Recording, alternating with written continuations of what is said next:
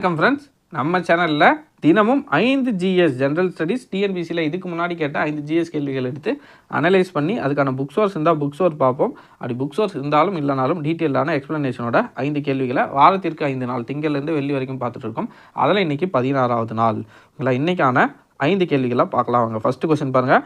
Choose the right matches type which of the following correctly pairs. Following is correctly paired. சரியான ஜோடி எதுன்னு கேட்டிருக்காங்க.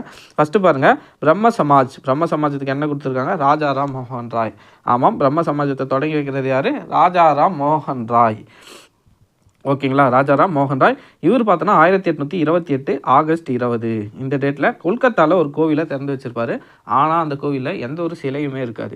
இல்லை, பிரம்ம சமாஜம் ராஜாராம் மோகன் ராயோட முக்கிய குறிக்கோளே என்னென்னா, அவங்களோட நோக்கம், இவர்களோட நோக்கமே என்னென்னா, கடவுள் சிலையை ஏற்றுக்க மாட்டாங்க, உருவ வழிபாடை மறுப்பாங்க. கடவுள் பல வகையில் நீங்கள் உருவத்தை வச்சு வழிபடுறீங்க, ஆனால் கடவுள் என்பவர் ஒரே ஒருவர் தான். அதனால் என்ன பண்ணுவாங்க? கடவுளுக்குன்னு சிலை இல்லை, அதனால் நாங்கள் உருவ வழிபாடை ஏற்றுக்க மாட்டோம் அப்படின்னு சொல்லிட்டு உருவ வழிபாடை மறுத்திருப்பாங்க. அதுக்கடுத்ததாக முக்கியமாக கடவுள் என்பவர் ஒருவரி. ஓகேங்களா, நம்ம பல வகையில் நீங்கள் கடவுளை வழிபடுறீங்க, வேறு உருவத்தில் வேறு பேரில். ஆனால் அப்படி இல்லை, கடவுள் என்பவர் ஒருவரே, அவருக்கு உருவம் இல்லை அப்படின்னு சொல்லிட்டு இவர் ஒரு கோவிலை திறந்து வைப்பார். அந்த கோவிலில் எந்த ஒரு சிலையும் இருக்காது. ஓகேங்களா, அதுக்கு அடுத்ததான் அந்த கோவிலுக்கு வரவங்க வேற்று மதத்தை பற்றி யாரும் இழிவாக பேசக்கூடாது அப்படின்னு ஒரு வாசகத்தையும் எழுதி வச்சிருப்பார். அதுக்கடுத்ததான் இவரை பற்றி முக்கியமான தகவல் எதுனா, 1829 ததி ஒழிப்பு திட்டம் ஆங்கிலேயர்களால் வில்லியம் பெண்டிங் பிரபு ஆட்சி காலத்தில் ஏற்றப்பட்டிருக்கும். அந்த சட்டம் இயற்றப்படுறதுக்கு முக்கிய காரணமாக இருந்தவர் யாருன்னா இவர் தான் போய் அவங்கக்கிட்ட பேசி நிறைய கடிதம்லாம் போட்டு கடைசியில் 1829 ததி ஒழிப்பு திட்டத்தை ஆங்கிலேய அரசு கொண்டு வந்திருப்பாங்க.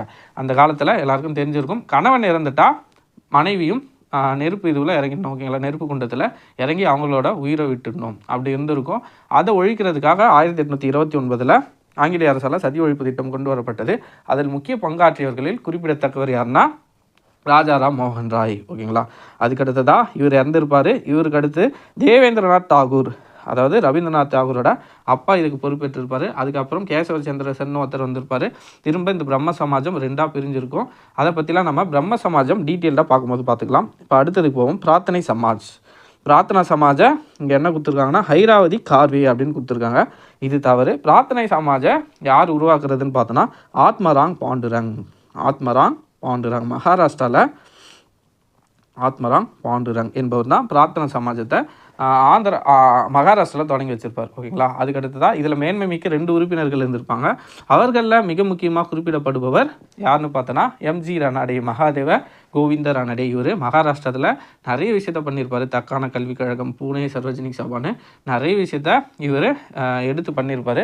அதுக்கடுத்து தான் இன்னொரு உறுப்பினர் யாருன்னா ஆர்சி பண்டகர். ஓகேங்களா, மேன்மை மிக்க உறுப்பினர்கள் 2 பேர் இருந்தாங்க, ஆர்சி பண்டகர், இன்னொருத்தர் மகாதேவ கோவிந்த ரானடே, எம்ஜி ரானடே. ஓகேங்களா, இதை தொடங்கினது யார்? ஆத்மராங் பாண்டுரங்.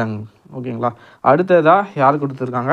அப்போ 2வது தப்பு. ஃபஸ்ட்டு பேர் கரெக்டு, 2வது பேர் தப்பு. 3வது பேர் பாருங்கள், ஆரிய சமாஜை தொடங்கி வைக்கிறது யார்? சுவாமி தயானந்த சரஸ்வதி. கரெக்டாக சொல்லியிருக்காங்க. இவருக்கு இன்னொரு பேர் இருக்குது, முல்சங்கர் அப்படின்னு அழைப்பாங்க. இவங்களோட இந்த ஆரிய சமாஜத்தோட முக்கிய நோக்கமே என்னென்னா, முக்கிய நோக்கமாக எதை பார்க்கப்படுதுன்னு பார்த்தோன்னா, மற்ற மதத்துக்கு நிறைய பேர் கன்வெர்ட் ஆகிருப்பாங்க. அந்த காலத்தில் இந்த முகலாயர்கள் ஆட்சிலாம் நடந்திருக்கும். நிறைய பேர் முஸ்லீமாவோ கிறிஸ்டின்ஸாவோ நிறைய இந்துக்கள் மாறி இருப்பாங்க.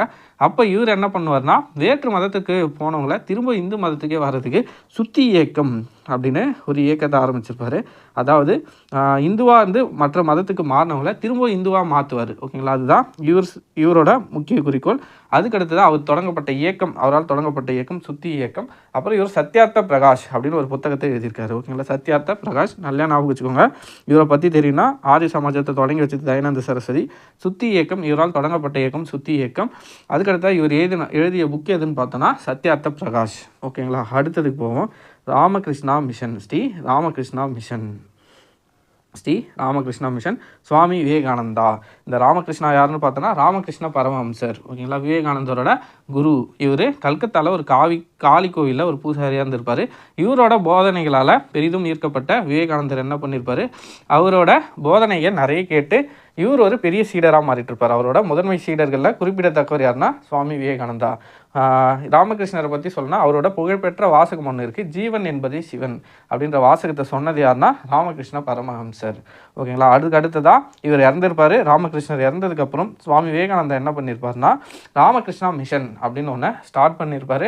அதன் மூலயமா நிறைய பேருக்கு கல்வி போதிப்பாங்க. அதுக்கடுத்ததாக புயல் இந்த மாதிரி இயற்கை சீற்றங்களால் பாதிக்கப்பட்ட பகுதிகளுக்கு உதவிகளும் பண்ணுவாங்க. ஓகேங்களா. இதுதான் ராமகிருஷ்ணா மிஷனோட முக்கிய குறிக்கோள். இப்போ ஆப்ஷனுக்கு வருவோம். நம்மளோட இப்போ நம்ம ஆன்சர் பார்த்தோம் என்னென்னா ஃபஸ்ட்டு கரெக்டு, ரெண்டாவது தப்பு, மூணாவது கரெக்டு, நாலாவதும் கரெக்டாக இருக்கே. ராமகிருஷ்ணா மிஷன் சுவாமி விவேகானந்தான்னு இருக்குது. ஆனால் ஆப்ஷனில் பாருங்கள் 1 and 3 are correct, 1 and 4 are correct, 2 and 3 are correct, 3 and 4 correct அப்படின்னு இருக்குது. அப்போது ஆப்ஷன் தப்பாக இருக்கா? 1 and 3 கரெக்டுன்னு வரணும், அப்படி இல்லைனா 1 and 4 கரெக்டுன்னு வரணும். அப்போ 2 ஆப்ஷனும் இருக்குது, 1, 3, 4 3 ஆப்ஷன் தானே கரெக்டாக வரணும். ஏன் இப்படி குழப்பி கொடுத்துருக்காங்க? ஆப்ஷன் தப்பாக இருக்கோ அப்படின்லாம் நிறைய பேருக்கு கண்டிப்பாக தோணும். ஆனால் இதில் நம்ம கவனிக்க வேண்டிய ஒரு முக்கியமான விஷயம் ஒன்று இருக்குது. சுவாமி விவேகானந்தா தொடங்கினது ராமகிருஷ்ணா மிஷன் தான். கொஷினில் கொடுத்துருக்கிறது ஸ்ரீ ராமகிருஷ்ணா மிஷன். ஓகேங்களா. ட்விஸ்ட்டை இங்கே வச்சுருக்கிறாங்க. ராமகிருஷ்ணா மிஷனில் இல்லை ட்விஸ்ட்டு, ஸ்ரீ ராமகிருஷ்ணா மிஷன். சுவாமி விவேகானந்தா தொடங்கினது வெறும் ராமகிருஷ்ணா மிஷன் தான்.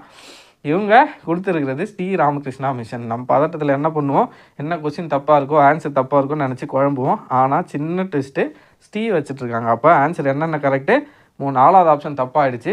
அப்போ ஃபஸ்ட்டும் 3rd மட்டும்தான் கரெக்டு. அப்போ இந்த கேள்விக்கான சரியான விடை எதுனா 1 and 3.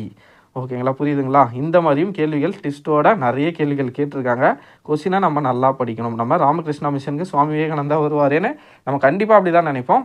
ஆனால் ஸ்ரீ ராமகிருஷ்ணா மிஷன் இருக்குது. அப்போ இந்த கேள்விக்கு 4வது ஆப்ஷன் தப்பாகிடும். ராஜா ராம்மோகன் ராய், பிரம்ம சமாஜ், ஆரிய சமாஜ், தயானந்த சரஸ்வதி 2 தான் கரெக்டு. அப்போ 1 and 3 ஆர் கரெக்ட். புரியுதுங்களா. இந்த மாதிரி கேள்விகளும் கேட்குறாங்க. அதனால் கொஞ்சம் நம்ம தான் ஒரு டைமுக்கு 2 டைம் கொஸ்டினை படித்து பார்க்கணும். ஓகேங்களா. அடுத்த கேள்வி. At the time of formation, Tamil Nadu had dash district. Tamilagam உருவாகும் போது டேஷ் மாவட்டங்கள் இருந்தன. தமிழ்நாடு 1956 தான் முழுமையான தமிழ்நாடாக இப்போ நம்ம இருக்கிற தமிழ்நாடாக இருந்திருக்கும். அதுக்கு முன்னாடி தமிழ்நாடு என்பது தமிழ்நாடு மட்டும் இல்லாமல் கேரளாவில் கொஞ்சம் பகுதி இருந்திருக்கும், ஆந்திராவில் கொஞ்சம் பகுதி இருந்திருக்கும், கர்நாடகாவில் கொஞ்சம் பகுதி இருந்திருக்கும், ஒரிசாவில் கூட கஞ்சம் அப்படின்ற பகுதி தமிழ்நாட்டோட இருந்திருக்கும். 1956 ஃபஸ்ட்டு மெட்ராஸ் மாகாணம்னு இருந்துச்சு. ஓகேங்களா. 1953 ஆந்திராவை பிரிஞ்சிருப்பாங்க. ஃபஸ்ட்டாக மொழி வாரியாக பிரிக்கப்பட்ட மாநிலம் எதுன்னு பார்த்தோன்னா ஆந்திரா. அதுக்கு அடுத்ததாக 1956 தான் இப்போ இருக்கிற தமிழ்நாடோட இப்போ இருக்கிற மேப் படி இருக்கிற அந்த தமிழ்நாடு வந்து இப்படி இருக்குங்களா. மேப்பு கொஞ்சம் அட்ஜஸ்ட் பண்ணிக்கோங்க. தமிழ்நாடு மேப். ஓகேங்களா. தமிழ்நாடு மேப் இப்படி இருக்குங்களா. இப்படி இருக்கிற இப்போ இருக்கிற தமிழ்நாடு மேப் எப்போ உருவாச்சுன்னா 1956 நவம்பர் 1. ஓகேங்களா. இதை தான் நம்ம தமிழ்நாடு தினமாக கொண்டாடிட்டு இருந்தோம். பட் திடீர்னு வேற ஒரு நாளை தமிழ்நாடு தினமாக அறிவிச்சிட்டாங்க. ஓகேங்களா. இந்த டேட்டில் தான் என்னென்னா தமிழ்நாடு இப்போ இருக்கிற ஸ்ட்ரக்சரை அப்போ வந்துச்சு. ஓகேங்களா. அப்போ எத்தனை மாவட்டங்கள் இருந்தன? ஓகேங்களா. தமிழ்நாடு ஃபஸ்ட்டு தமிழ்நாடாக மாறும்போது எத்தனை மாவட்டங்கள் இருந்தனன்னு கேட்டிருக்காங்க. இதுக்கான ஆன்சர் என்னென்னா இங்கே பாருங்கள், என்னென்ன மாவட்டமாக இருந்திருக்கு. செங்கல்பட்டு ஒரு மாவட்டமாக இருந்திருக்கு, north Arcot district, south Arcot district, Salem, Coimbatore, Nilgiri, Trichy, Thanjavur, Madurai, Ramanathapuram, Tirunelveli, Kanyakumari. ஓகேங்களா. இது இருக்குது பாருங்கள், கன்னியாகுமரியே இருக்குது. ஓகே. இதில் இருக்கிற 13 டிஸ்ட்ரிக்ஸ் 1966 மேப்பு 56 மேப் கிடைக்கல. பட் 66லையும் 16 மாவட்டங்கள் தான் 13 மாவட்டங்கள் தான் இருந்திருக்கு. பாருங்கள், செங்கல்பட்டு, இதில் சென்னை இல்லைன்னு நினைக்கிறேன், சென்னையும் சேர்த்தா ஓகே, சென்னையும் சேர்த்து மொத்தமாக 13 மாவட்டங்கள் இருந்திருக்கு 1956. அதாவது தமிழ்நாடு உருவாகும் போது எத்தனை மாவட்டங்கள் இருந்தனா தமிழக மாநிலத்தில் 13 மாவட்டங்கள் இருந்தன. ஓகேங்களா. இப்படியும் கொஸ்டின் கேட்டிருக்காங்க. பட் நமக்கு புக் சோர்ஸில் எங்கேயும் இதுக்கான டேட்டா இல்லை, வெளியில் தான் போய் ஆகணும். ஓகேங்களா. பாருங்கள், இது கூகுள் இருந்து எடுத்த டேட்டா. 1956 மாநிலங்களின் மறுசீரமைப்பின் விளைவாக தென்கனரா மற்றும் பெல்லாரி மாவட்டங்கள் மைசூர் மாநிலத்துடன் ஓகேங்களா அடுத்ததாக இணைக்கப்பட்டன. கர்நாடகாவாக மாறியது. தெற்கு கனரா, தென்கனரா, பெல்லாரி இது வந்து மைசூர் மாநிலத்தோடு இணைச்சு அதை கர்நாடகாவை மாற்றிட்டாங்க. இதே மாதிரி திருவிதாங்கூர் கொச்சி மாநிலத்துடன் மலபார் மாவட்டம், திருவிதாங்கூர் கொச்சி மாநிலத்துடன் இப்படி எல்லாத்தையும் சேர்த்து கடைசியில் 13 மாவட்டங்கள் இருந்திருக்கு தமிழ்நாடாக உருவாகும் போது. சரிங்களா. அடுத்த கொஸ்டின் பார்ப்போம். புரிஞ்சிருக்கும்னு நினைக்கிறேன். தமிழ்நாடு 1956 இப்போ இருக்கிற உருவம், இப்போ இருக்கிற மேப் ஸ்ட்ரக்சர் வரதுக்கு 1956 தான் அந்த ஸ்ட்ரக்சர் வந்துச்சு. அப்போ பிரிக்கும் போது தமிழ்நாடு, கேரளா, கர்நாடகா, ஆந்திரா அப்படின்னு பிரிச்சிருக்காங்க. அப்போ தமிழ்நாட்டில் மொத்தமாக 13 மாவட்டங்கள் இருந்திருக்கு. ஓகேங்களா. அதுதான் இந்த கேள்வி. அடுத்த கொஸ்டின் பாருங்கள். அக்கார்டிங் டு நிதி Aayog report Tamil Nadu position in health index. நிதி ஆயோக் குறியீட்டின்படி சுகாதார குறியீட்டு அறிக்கையில் தமிழ்நாட்டின் நிலை என்ன? ஓகேங்களா, தமிழ்நாட்டின் நிலை என்ன? இதுக்கு புக் சோர்ஸ் இருக்குது. நீங்கள் 11th எக்கனாமிக்ஸ் புக்கில் தமிழ்நாட்டு பொருளாதாரம் அப்படின்னு ஒரு லெசன் இருக்குது. ஓகேங்களா, என்ன லெசன்? தமிழ்நாட்டு பொருளாதாரம். ஓகேங்களா, இந்த லெசனில் தமிழ்நாட்டின் சிறப்பு அப்படின்னு ஒரு டேட்டா கொடுத்துருப்பாங்க. அதில் பார்த்தீங்கன்னா கீழே நிதி ஆயோக் அறிக்கையின்படி சுகாதார குறியீட்டில் 3வது இடம் வகிக்கிறது எது? தமிழ்நாடு. ஓகேங்களா, அப்போது இதுதான் ஆன்சர். எத்தனாவது இடம்? நிதி ஆயோக் ரிப்போர்ட் படி சுகாதாரத்தில் தமிழ்நாட்டோட நிலை என்னென்னா 3. ஓகேங்களா. அடுத்த question. For the scheme of breakfast the common kitchen at dash in Madurai. இது உண்மையிலே கடினமான ஒரு கேள்வி தான். காலை சிற்றுண்டி திட்டத்தின் கீழ் பொது சமையலறை மதுரையில் எங்கு உள்ளது? இப்போ மதுரையில் ஒரு 2-3 பிளேஸில் இருக்கும். அதில் குறிப்பாக ஆப்ஷனில் ஒரு பிளேஸ் கொடுத்துருக்காங்க. அதுதான் ஆன்சர். ஃபஸ்ட்டு நம்ம காலை உணவு திட்டத்தை பற்றி பார்ப்போம். காலை உணவு திட்டம் ஃபஸ்ட்டு நீதி கட்சியால் 1900 நம்ம உணவு திட்டத்தை பார்ப்போம். ஃபஸ்ட்டு 1920 காலகட்டத்தில் நீதி கட்சியின் ஆட்சியின் போது 1000 விளக்கு, அதாவது 1000 லைட்ஸ், இப்பயும் சென்னையில் இருக்கிற 1000 விளக்கு அங்கே இருக்கிற ஒரு ஸ்கூலில் தான் ஃபஸ்ட்டு ஸ்கூலில் மதிய உணவு போட்டிருப்பாங்க. அதுக்கு அடுத்ததாக காமராஜர் ஆட்சி காலம் வந்திருக்கும். அடுத்ததாக அப்போ என்ன பண்ணியிருப்பார்? அவர் மதிய உணவு திட்டத்தை அறிமுகப்படுத்தியிருப்பார். இல்லை, தமிழ்நாடு ஃபுல்லாகவே மதிய உணவு திட்டத்தை அவர் அறிமுகப்படுத்தியிருப்பார். நீதி கட்சி குறிப்பாக இந்த பகுதியில் மட்டும் ஃபஸ்ட்டில் ஸ்டார்ட் பண்ணாங்க. ஓகேங்களா, அடுத்ததாக அவங்களால விரிவாக்கம் பண்ண முடியல. காமராஜர் ஐயா அவர்கள் தான் தமிழ்நாடு முழுக்க மதிய உணவு திட்டத்தை இம்ப்ளிமெண்ட் பண்ணுறாரு. அடுத்ததாக எம்ஜிஆர் அவர்கள், ஓகேங்களா, முதலமைச்சராக இருந்த எம்ஜிஆர் அவர்கள் என்ன பண்ணுறாரு? இதை சத்துணவு திட்டமாக மாற்றுறாரு. இப்படி மதியத்தில் மட்டும் சாப்பாடு போடுற மாதிரியான ஸ்கீம்ஸ் இப்போவும் கண்டினியூ ஆகிட்டே இருந்துச்சு. இப்போது ரீசெண்டாக 2022 அண்ணாவுடைய பிறந்த நாள், ஓகேங்களா, 15/9/2022 இந்த டேட்டில் காலையிலும் தமிழகத்தில் உள்ள அரசு பள்ளிகளில் உணவு கொடுக்குறாங்க. ஓகேங்களா, காலை உணவு திட்டத்தின்படி மதியம் எப்படி உணவு கொடுத்துட்டு இருந்தாங்களோ அதே மாதிரி காலையிலையும் ஸ்கூல் பசங்களுக்கு 1ஆம் வகுப்புலேருந்து 5ஆம் வகுப்பு, இதை ஞாபகம் வச்சுக்கோங்க. கூற்று காரணத்தில் கேட்டால் இப்படியும் கேட்கலாம். சப்போஸ் 1ஆம் வகுப்பு முதல் 10ஆம் வகுப்பு வரைன்னு ஆப்ஷனில் கொடுக்கலாம். ஆனால் கரெக்டான ஆன்சர் என்னென்னா ஃபஸ்ட் ஸ்டாண்டர்ட்லேருந்து 1ஆம் வகுப்பு முதல் 5ஆம் வகுப்பு வரை உள்ள அரசு பள்ளி மாணவர்களுக்கு காலையிலையும் உணவு வழங்கிட்டு வராங்க. இதை மதுரையில் தான் ஸ்டார்ட் பண்ணி வச்சாங்க. இவங்க என்ன கேட்டிருக்காங்கன்னு பார்த்தோன்னா மதுரையில் எங்கே அந்த சமையலறை எங்கே இருக்குது அப்படின்னு கேட்டிருக்காங்க. உண்மையிலே ரொம்ப கடினமான ஒரு கொஸ்டின் தான். பட் அங்கே இருக்கிறவங்களுக்கு இது மேக்ஸிமம் தெரிஞ்சிருக்கும். பட் வெளியில் இருக்கிறவங்களுக்கு அவ்வளோ சீக்கிரம் தெரியாது. பாருங்கள், நெல்பேட்டை, பெரியகுளம், ஆரப்பாளையம், மாட்டுத்தாவணி. இதுக்கு சரியான ஆன்சர் என்னென்னா நெல்பேட்டை. இன்னும் ஒரு 2 ஸ்கூல்லையும் இதே மாதிரி சமையலறை இருக்குது. பட் அவங்க ஆப்ஷனில் கொடுத்துருக்கிறது நெல்பேட்டை. அடுத்ததாக வேறு என்னென்னா சிங்கராயர்னு நினைக்கிறேன், கரெக்டாக எனக்கு ஞாபகம் இல்லை. சிங்கராயர் அப்படின்னு ஒரு ஸ்கூல்லையும் அதுக்கடுத்ததாக இன்னொரு ஸ்கூல், ஓகேங்களா, 3 ஸ்கூலில் மொத்தமாக சமையலறை இருக்குது.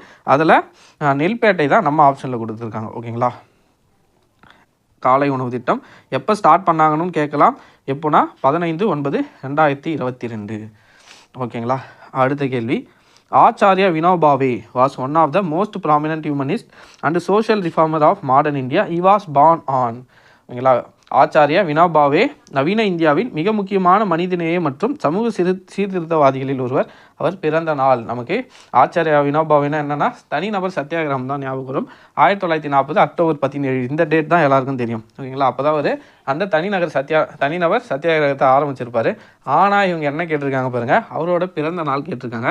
அவர் பிறந்த நாளை பற்றி புத்தகத்தில் எங்கேயும் சரியாக குறிப்பிடலை. பட் அவரோட பிறந்த நாள் என்னன்னா நம்ம அவரோட ஹிஸ்ட்ரியை படிச்சுன்னா இதுக்கான ஆன்சர் நமக்கு ஈஸியாக ஆன்சர் பண்ண முடியும். அவரோட பிறந்த நாள் 11 செப்டம்பர் 1895. ஓகேங்களா, உங்களுக்கு ஏதாவது புக் சோர்ஸில் எங்கேயாச்சும் இந்த டேட்டாவை பார்த்துருந்தீங்கன்னா வினோபாவோட பிறந்த நாளை பற்றின டீட்டெயில்ஸ் எங்கேயாவது இருந்தால் நீங்கள் கமெண்ட்டில் சொல்லுங்கள். ஏன்னா நான் தேடி பார்த்த வரைக்கும் அந்த தனிநபர் சத்தியாகிரகத்தை அவர் தொடங்கினா ஆண்டை மட்டும்தான் குறிப்பிட்டிருக்காங்க. அவரோட பிறந்த நாளை பற்றி எங்கேயும் குறிப்பிடல. சப்போஸ் நம்ம அவரோட ஹிஸ்ட்ரியை படித்தோன்னா ஃபஸ்ட்டாகவே அவர் பிறந்ததை தான் படிச்சிருப்போம். அப்படி படித்தா இந்த கொஸ்டினுக்கு ஈஸியாக ஆன்சர் பண்ணியிருக்க முடியும். ஓகேங்களா, அவ்வளோதான் ஃப்ரெண்ட்ஸ். இன்றைக்கான 5 கேள்விகளை டீட்டெயிலாக பார்த்துட்டோம். நாளைக்கான கேள்விகளை நாளை பார்ப்போம். நைட்டு மேக்ஸுக்கான தினம் 5 கணக்குகள் சீரியஸ் இன்னிலேருந்து திரும்பவும் திங்கள்லேருந்து வெள்ளி வரைக்கும் கண்டினியூ ஆகும். ஓகேங்களா, அவ்வளோதான் ஃப்ரெண்ட்ஸ். அடுத்த வீடியோவில் சந்திப்போம். கருத்துக்கள் ஏதாவது இந்த கீழ் கமெண்ட்டில் சொல்லுங்கள். நன்றி.